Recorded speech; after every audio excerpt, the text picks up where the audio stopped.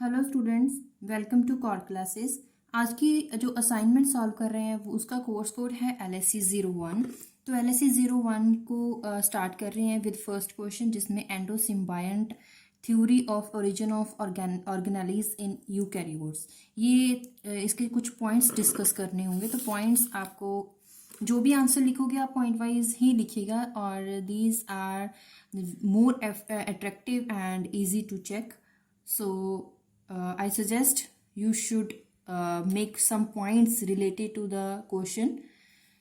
Okay, next एक last point, और इसके बाद बी पार्ट है इसका। इलेक्ट्रॉन माइक्रोस्कोपी क्या होती है और उसके कुछ टाइप्स को डिस्कस करना है, और ये बताना है कि लाइट माइक्रोस्कोपी के कंपैरेटिव ये क्यों ज़्यादा फायदेमंद है। तो सबसे पहले इलेक्ट्रॉन माइक्रोस्कोपी की डेफिनेशन आ जाएगी, फिर टाइप्स को एक्सप्लेन करना भी ज़रूरी है, और उसके बाद एडवांटेजेस के कुछ 2-3 पॉइंट्स होंगे जो क्वेश्चन में पूछे हैं, तो उसी के अकॉर्डिंग एडवांटेजेस। इसके बाद फर्स्ट क्वेश्चन कंप्लीट हो जाता है, और सेकंड क्वेश्चन का फर्स्ट पार्ट होता है why is water absolutely necessary for biological systems. क्यों पानी की इतनी ज़रूरत है।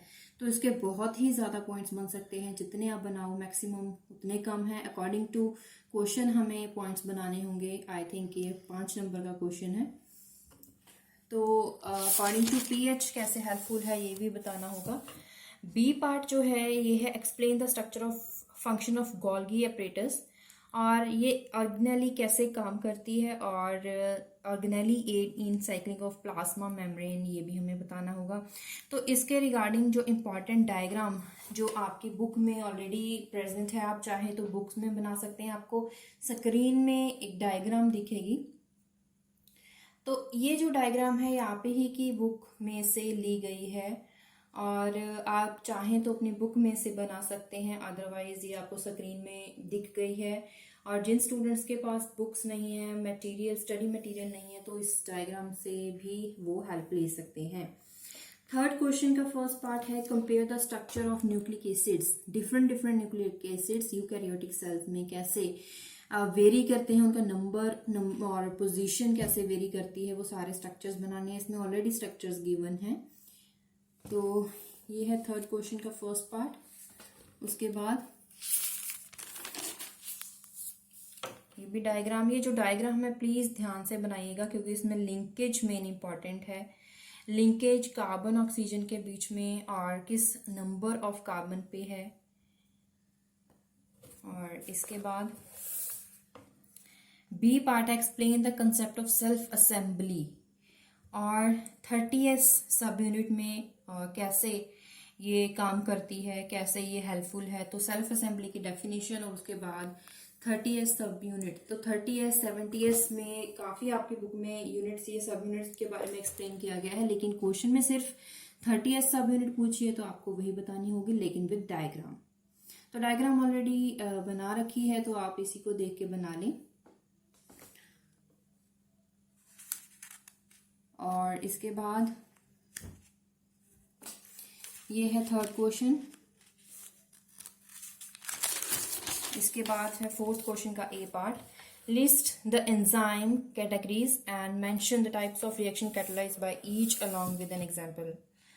और एग्जांपल के साथ बतानी है, तो आपकी बुक में ये पूरा एक टेबल बना हुआ है, वहां से भी आप नोट कर सकते हैं। अदरवाइज ये पूरा उनमें से जो इंपॉर्टेंट पॉइंट्स है वो यहाँ पे नोट किए गए हैं, तो आप ये सारे 5 के 5 कैटेगरीज को लिखिए with the types of reaction and with example. तो oxy reductase, transferases, hydrolases, lyases, isomerases, ligases या फिर ligases. B part enzyme activity genetically controlled in prokaryotes. How. तो जेनेटिकली कैसे कंट्रोल की जाती है, तो आपको आंसर पॉइंट्स में लिखना होगा, ना कि पैराग्राफ में, क्योंकि पैराग्राफ में जो आंसर है वो इतना अट्रैक्टिव नहीं होता है। अगर आपको अच्छे मार्क्स चाहिए आपके असाइनमेंट में, तो ये मैटर करता है कि आपको जो